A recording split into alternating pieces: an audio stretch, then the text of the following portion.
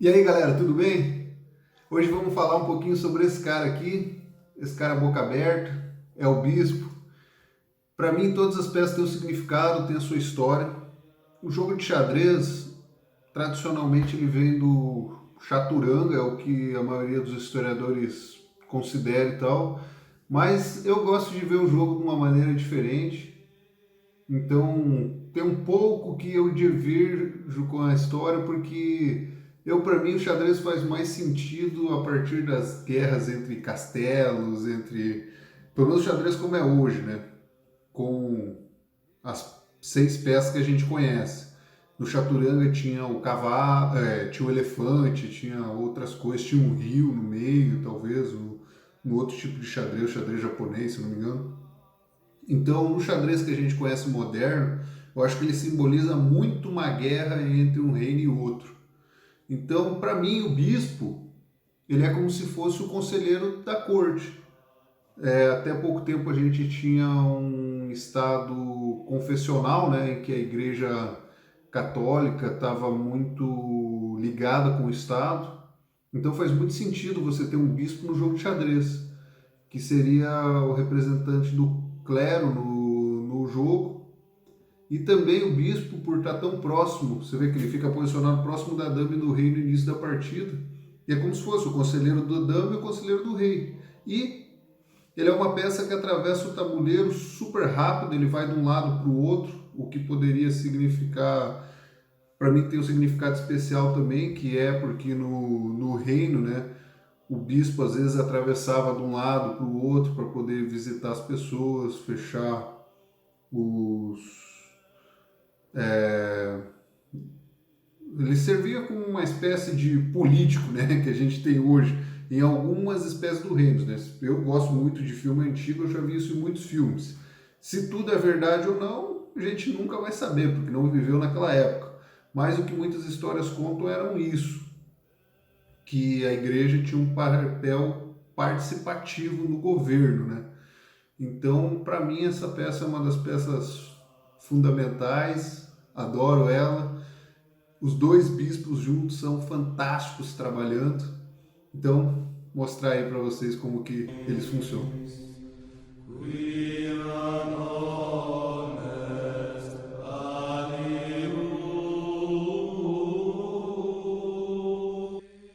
Então é mais ou menos assim, o bispo só anda nas diagonais, então o bispo de casa preta só vai andar pelas pretas. Então, mesmo depois, ó, ele só pode ir para cá, pode ir indo, ó, ele pode andar por onde ele quiser, mas sempre pelas pretas. Então você tem que escolher uma direção e ir nela sem poder mudar a direção. Ó. Então, vamos supor que eu quero ir nessa diagonal. Se eu escolher esse lance, joguei, agora é a vez do meu adversário. Eu não posso ficar andando em zigue-zague, né, numa mesma jogada. Então eu tenho que jogar, esperar meu adversário jogar e depois jogar de novo. Tranquilo? Então, um bispo no centro do tabuleiro, nessas 4 casas centrais, ele tem o máximo de efetividade possível. Ele tem 13 casas. Então, se o meu bispo estiver aqui nessa casinha E5, vocês vão ver que ele tem 7 casas na diagonal grande e 6 na diagonal secundária. Se eu botar ele para cá, a mesma coisa. Ó. 7, 13. É claro que eu não posso mover ele de lado, eu só estou exemplificando. Um bispo que é de casa branca sempre vai ser de casa branca e um de casa preta sempre de casa preta. Então, mas nas 4 casas centrais, nessas 4 casas, ele sempre vai ter 13. Agora, se eu botar o bispo nessas outras casas aqui, que são o centro estendido, ele vai ter sempre 11. 6 mais 5, ou então 7 mais 4. Ó, 6 mais 5, 6 mais 5, 7 mais 4, 6 mais 5 e por aí vai.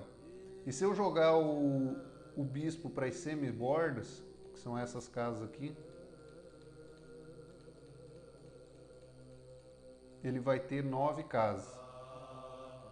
4 mais 5, 6 mais 3, ou 7 mais 2. São as opções dele. Então qualquer casa que você jogar dessa semi-borda aqui, são 9. E se ele tiver numa das bordas do tabuleiro, é sempre 7. Então 7 direto, ou 6 mais 1, ou 5 mais 2, ou 4 mais 3. Beleza? Deu de entender? Então, o que a gente chega na conclusão? Que o bispo é uma peça dependente do centro. Quanto mais próximo do centro, mais efetivo ele é. E ele varia de 7 a 13 casas. Diferente da torre que vocês já viram na outra aula, que vai ser sempre 14 casas. Tranquilo? Era isso e até a próxima aula.